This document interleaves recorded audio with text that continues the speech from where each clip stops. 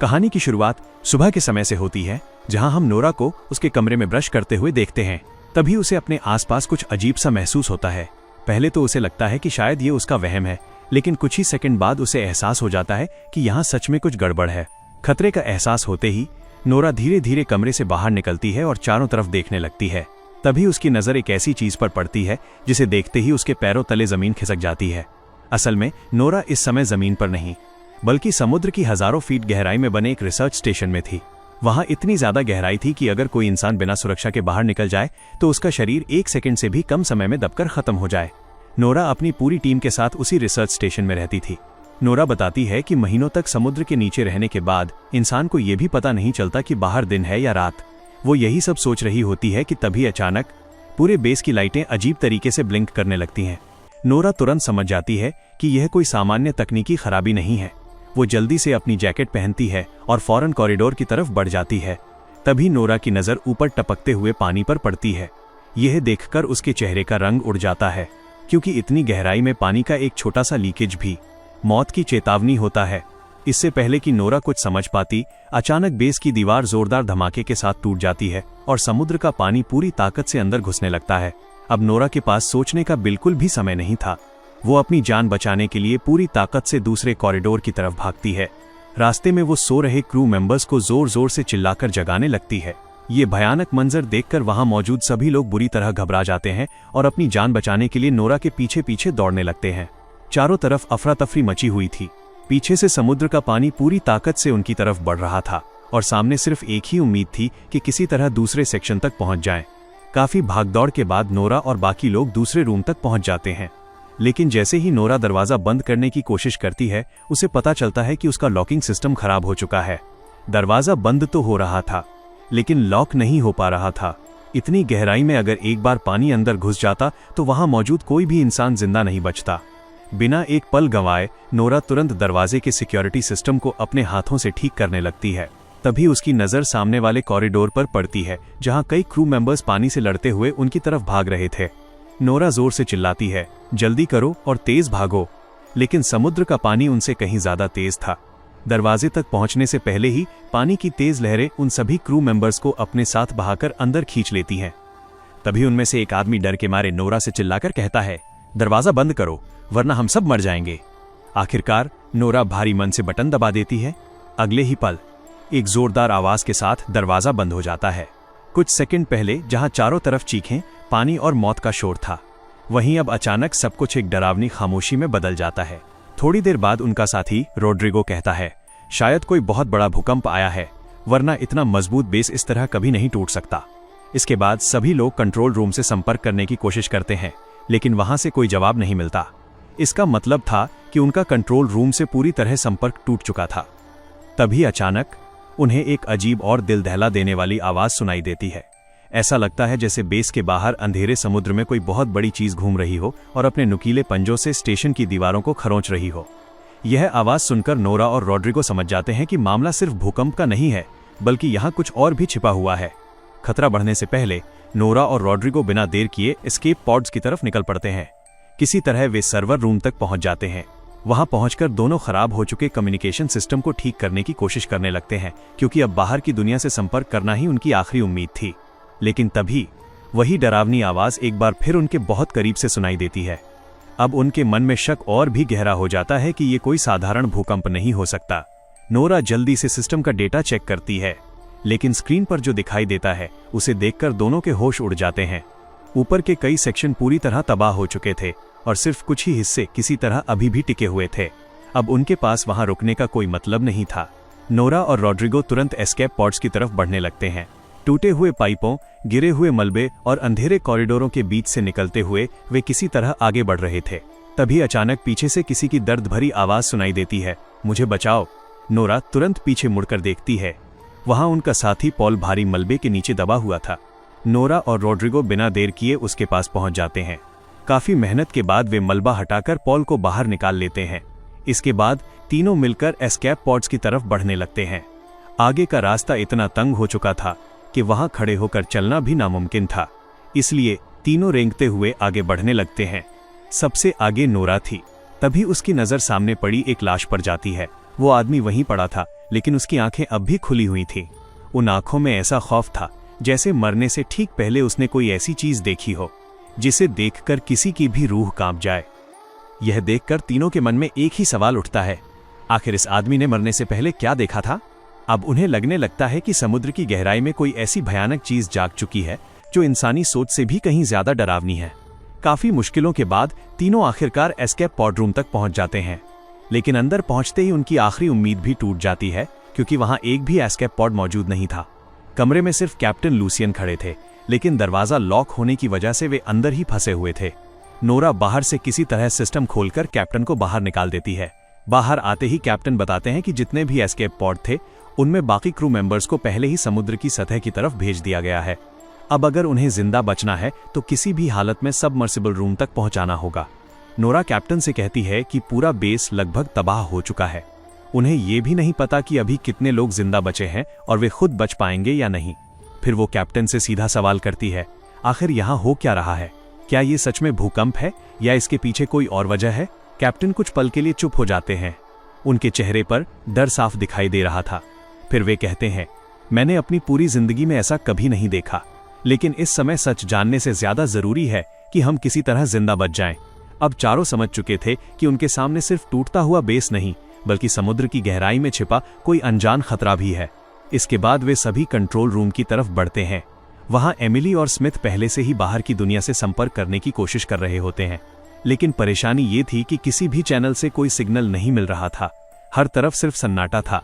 ऊपर से control room को बार बार इतने जोरदार झटके लग रहे थे जैसे बाहर अंधेरे समुद्र में कोई बहुत बड़ी चीज पूरे बेस को नीचे से धक्का देकर हिलाने की कोशिश कर रही हो। नोरा तुरंत सिस्टम चेक करती है। स्क्रीन पर आई डैमेज रिपोर्ट देखकर सबकी उम्मीद लगभग टूट जाती है। बेस के ऊपर वाले सभी फ्लोर और कूलिंग टावर पूरी तरह तबाह हो चुके थे, लेकिन असली खतरा अभी भी बाकी था। नोरा बताती है कि बेस का पावर कोर बुरी तरह डैमेज हो चुका है। यही कोर पूरे रिसर्च स्टेशन को बिजली देता है, और अगर ये फट गया तो इतना बड़ा धमाका होगा कि पूरा अंडरवाटर स्टेशन एक ही पल में खत्म हो जाएगा। अब सभी समझ जाते हैं कि यहाँ रुकना मतलब मौत को बुलाना है, लेकिन बचने का रास्ता भी लगभग खत्म हो चुका था, क्योंकि सभी एस्केप पॉड या तो पहले ही इस्तेमाल किए जा चुके थे या पूरी तरह तबाह हो चुके थे। जब सभी लोग अपनी मौत सामने देखकर उम्मीद छोड़ने लगते हैं, तभी कैप्टन लूसियन कहते हैं कि उनके पास अभी भी एक आखिरी मौका बचा है। उन्हें बेस के सबसे गहरे हिस्से में जाना होगा जहां ड्रिलिंग का काम चल रहा था। हो सकता है वहां कुछ एस्केप पॉड या सबमर्सिबल अभी भी सुरक्षित हों। कैप्टन की बात सुनकर पॉल घबरा जाता है। वो कहता है, ड्रिलिंग साइट यहां से करीब 1.5 किलोमीटर दूर है। इस टूटे हुए बेस, समुद्र के भारी दबाव और घने अंधेरे में हम वहां तक आखिर कैसे पहुंचेंगे? तभी स्मिथ को ड्रिलिंग साइट से आया हुआ आखिरी सिग्नल मिलता है, लेकिन जैसे ही वो सिग्नल चलाता है, कमरे में मौजूद हर इंसान की सांसें थम जाती हैं। उस सिग्नल में कोई साफ आवाज नहीं थी, सिर्फ लोगों की दर्दनाक चीखें सुनाई दे रही थी और उनके पीछे किसी भयानक जानवर की डरावनी गुर्राहट गूंज रही थी। इसी बीच अचानक पूरा बेस फिर से जोर जोर से कांपने लगता है। ऐसा लगता है जैसे अंधेरे समुद्र में छिपा कोई विशाल दानव पूरे स्टेशन को खिलौने की तरह तोड़ने की कोशिश कर रहा हो। पॉल पूरी तरह टूट चुका था। वो डर और निराशा में कहता है, हमें इतनी गहराई तक ड्रिलिंग करनी ही नहीं चाहिए थी।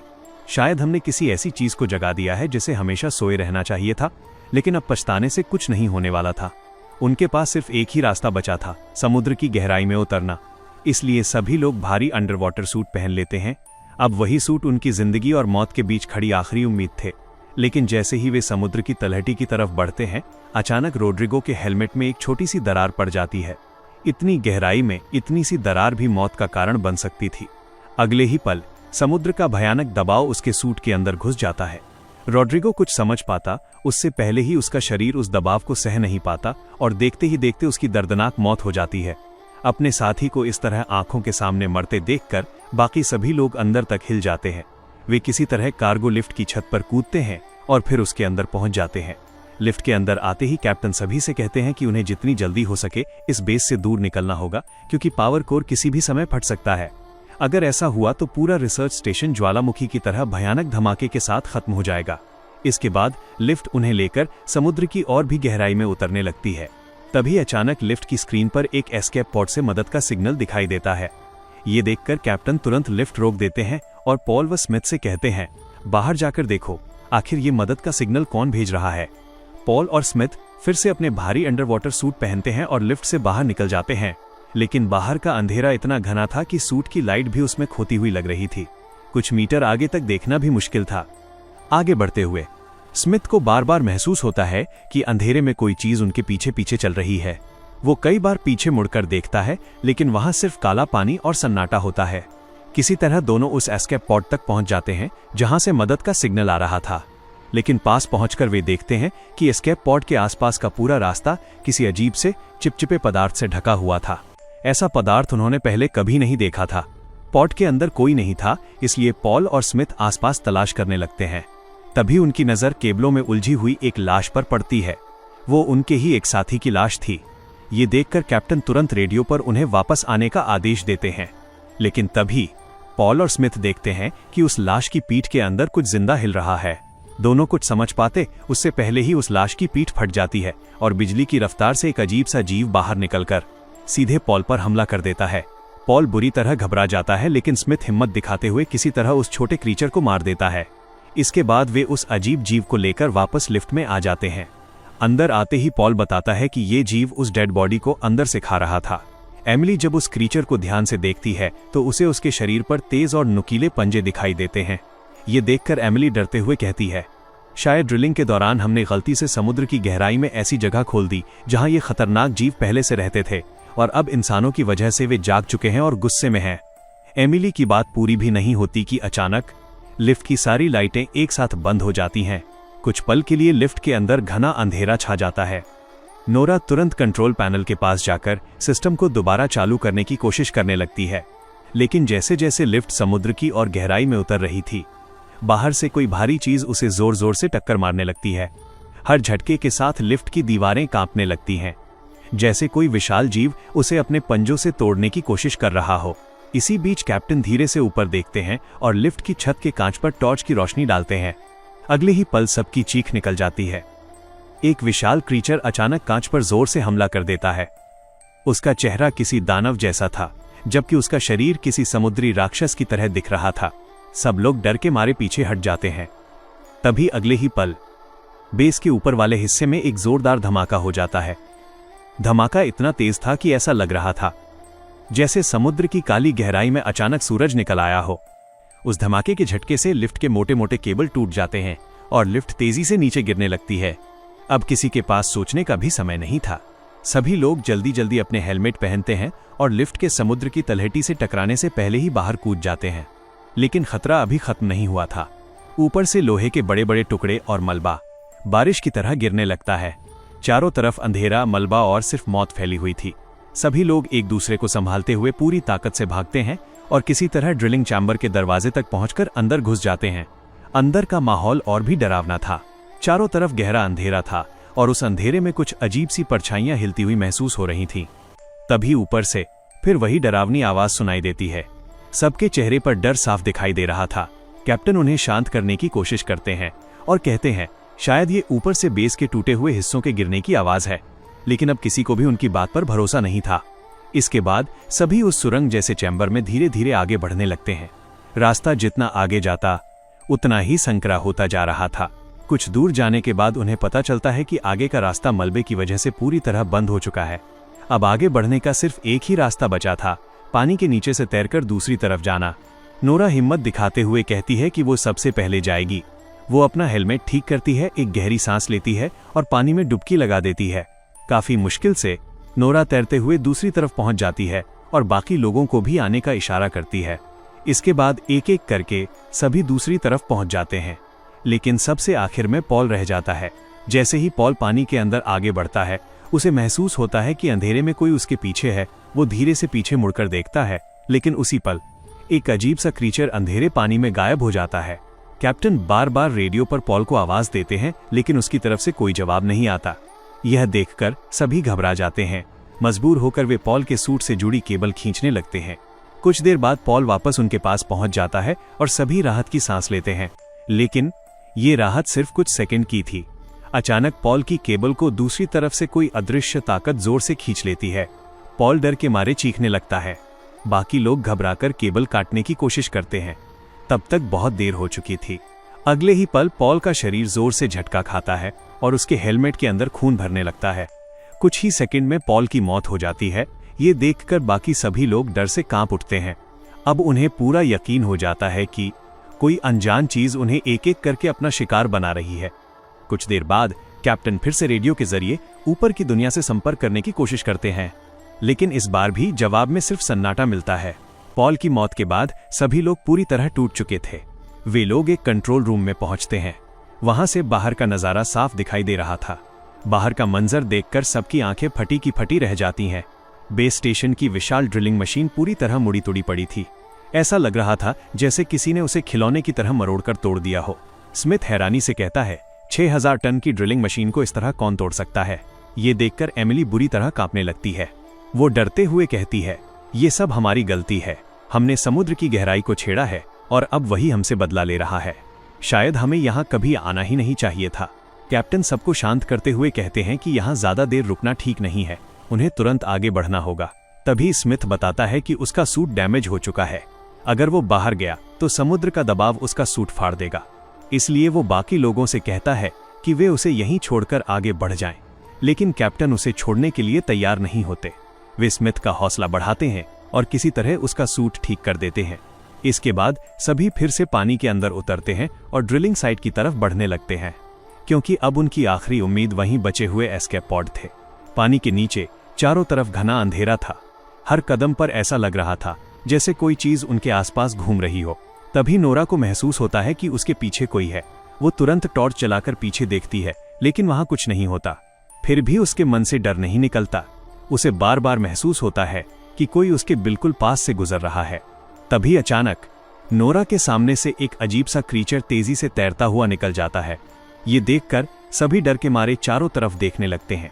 कैप्टन तुरंत कहते हैं, अपनी लाइटें बंद कर दो। हो सकता है ये रोशनी की तरफ आकर्षित होते हों।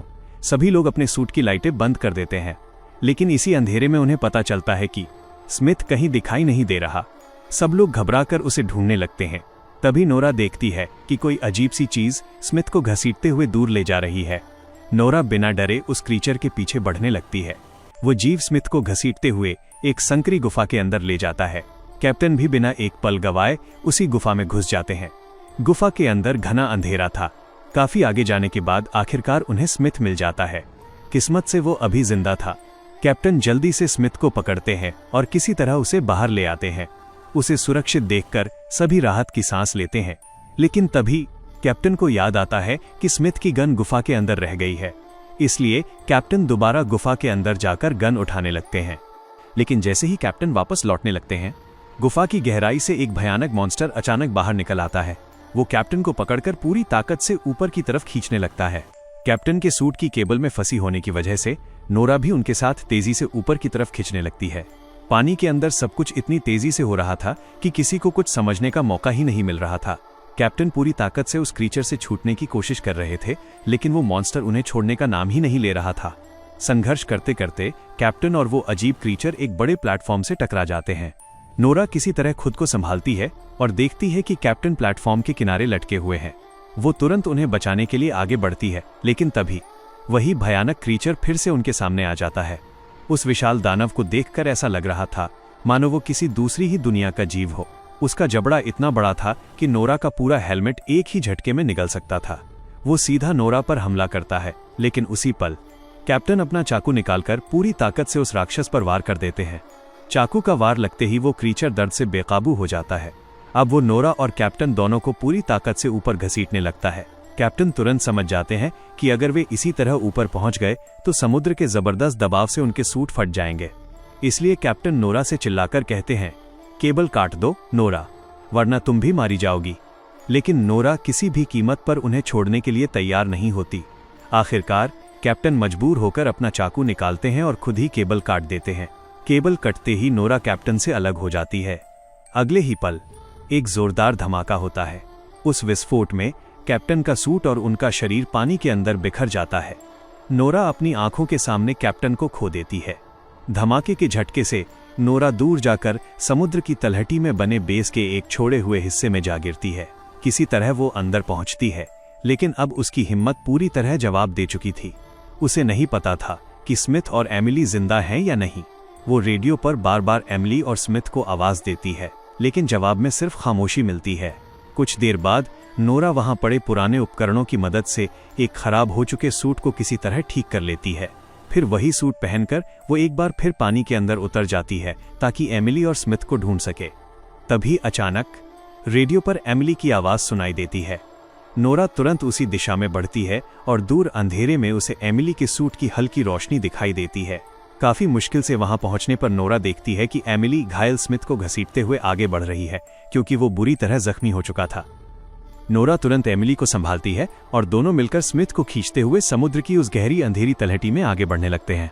काफी देर बाद वे ड्रिलिंग साइट तक पहुंच जाते हैं, लेकिन वहां पहुंचकर राहत मिलने के बजाय उनका डर और भी बढ़ जाता है, क्योंकि ड्रिलिंग साइट के मेन गेट तक पहुंचने के लिए उन्हें पुल जैसे एक रास्ते को पार करना था।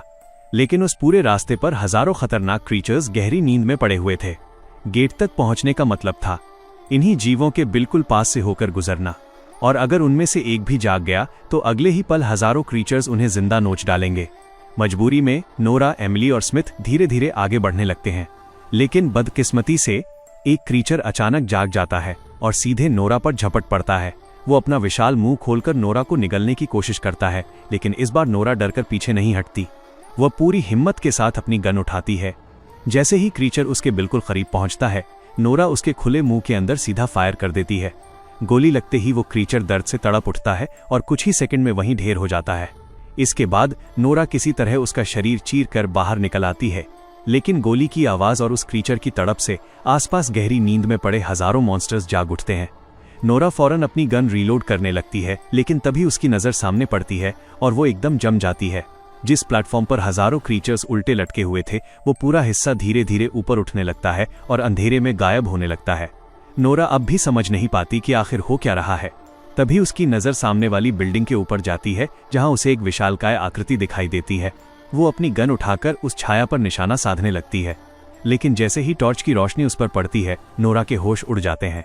उसके सामने समुद्र का एक विशाल दानव खड़ा था। उसका आकार इतना भयानक था कि उसके सामने 50 मंजिला इमारत भी किसी छोटे से खिलौने जैसी दिखाई दे रही थी। अब नोरा समझ चुकी थी कि ये छोटे क्रीचर्स असली खतरा नहीं थे। असली मौत तो अब उसके सामने खड़ी थी। अपनी जान बचाने के लिए वो पूरी ताकत से मेन गेट की तरफ भागने लगती है। उसी वक्त वो विशाल मॉन्स्टर अपने भारी पैर से पुल पर जोरदार वार करता है। झटका इतना खतरनाक था कि ऐसा महसूस हुआ मानो समुद्र की गहराई में कोई परमाणु बम फट गया हो। उस भयानक टक्कर से नोरा दूर जा गिरती है और बेहोश हो जाती है। अगले ही पल एमिली हिम्मत जुटाती है। वो बेहोश नोरा को घसीटते हुए मेन गेट के अंदर ले आती है और फौरन दरवाजा बंद कर देती है। अब नोरा, स्मिथ और एमिली किसी तरह अंदर पहुंच चुके थे, लेकिन मौत का खतरा अभी भी उनके सिर पर मंडरा रहा था। बाहर वो विशाल मॉन्स्टर पूरी ड्रिलिंग साइट की बिल्डिंग को उखाड़ने पर तुला हुआ था। अंदर हर तरफ जोर जोर से कंपन हो रहा था। दीवारें टूट रही थीं, लाइट्स लगातार ब्लिंक कर रही थीं और हर पल ऐसा लग रहा था कि ये पूरी बिल्डिंग उनके ऊपर आ गिरेगी। किसी तरह तीनों आगे बढ़ते हुए आखिरकार पॉन्ड रूम तक पहुंच जाते हैं। वहां पहुंचकर उनकी नजर 3 एस्केप पॉन्ड्स पर पड़ती है। नोरा बिना देर किए सिस्टम चेक करती है, लेकिन रिपोर्ट देखते ही उसकी बची हुई उम्मीद भी खत्म हो जाती है। तीनों में से सिर्फ 2 पॉन्ड्स ही सही हालत में थे, जबकि तीसरा पूरी तरह खराब हो चुका था। बिना एक पल गंवाए नोरा और एमिली सबसे पहले घायल स्मिथ को एक वर्किंग पॉन्ड में बैठाती हैं और उसे पानी की सतह की ओर भेज देती हैं। इसके बाद नोरा एमिली से कहती है कि वो दूसरे वर्किंग पॉन्ड में जाकर बैठ जाए, लेकिन एमिली समझ जाती है कि तीसरा पॉन्ड पूरी तरह खराब है, यानी अगर वो चली गई तो नोरा यहाँ अकेली फंस जाएगी। इसलिए एमिली उसे छोड़कर जाने से साफ मना कर देती है। तब नोरा उसे समझाते हुए कहती है, एमिली, स्मिथ के साथ तुम्हारी पूरी जिंदगी पड़ी है, तुम्हें हर हाल में जाना होगा। एमिली रोते हुए कहती है, नोरा, तुम्हें वापस आना होगा, मैं तुम्हारा इंतजार करूंगी। नोरा कुछ नहीं कहती। वो बस एक नजर एमिली को देखती है और फिर भारी मन से उसका पॉन्ड भी लॉन्च कर देती है।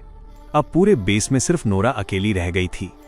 तभी पॉन्ड रूम की कांच की दीवारों पर बाहर से छोटे छोटे क्रीचर्स हमला करने लगते हैं। नोरा सिस्टम पर देखती है कि हजारों क्रीचर्स स्मिथ और एमिली के पॉन्ड्स के पीछे लगे हुए हैं। अगर उसने अभी कुछ नहीं किया तो दोनों पानी की सतह तक पहुंचने से पहले ही मारे जाएंगे। नोरा कुछ पल के लिए अपनी आंखें बंद करती है, एक गहरी सांस लेती है और समझ जाती है कि अब उसके पास सिर्फ एक ही रास्ता बचा है। वो सीधे बेस के पावर कोर तक पहुंचती है और अपने हाथों से उसे ओवरलोड करना शुरू कर देती है। सिस्टम में सेल्फ डिस्ट्रक्ट काउंटडाउन शुरू हो जाता है। अब बाहर क्रीचर्स कांच तोड़ने की कोशिश कर रहे थे। अंदर पूरा स्टेशन कांप रहा था और नोरा अकेली खड़ी थी, लेकिन उसके चेहरे पर अब डर नहीं था। काउंटडाउन खत्म होते ही पूरा बेस एक भयानक धमाके के साथ उड़ जाता है। ये एक्सप्लोजन इतना ताकतवर था कि वो विशाल समुद्री मॉन्स्टर भी उससे बच नहीं पाता। उसके साथ हजारों क्रीचर्स भी उसी धमाके में हमेशा के लिए खत्म हो जाते हैं। इस तरह नोरा अपनी जान की कुर्बानी देकर एमिली और स्मिथ की जिंदगी बचा लेती है। दोस्तों, आज की कहानी यहीं खत्म होती है, लेकिन आगे भी ऐसी ही दिलचस्प फिल्मों की कहानियां लेकर हम आते रहेंगे। अगर आपको वीडियो अच्छा लगा हो तो चैनल को सपोर्ट करना मत भूलिए। लाइक करें, सब्सक्राइब करें और मिलते हैं अगली कहानी में। धन्यवाद।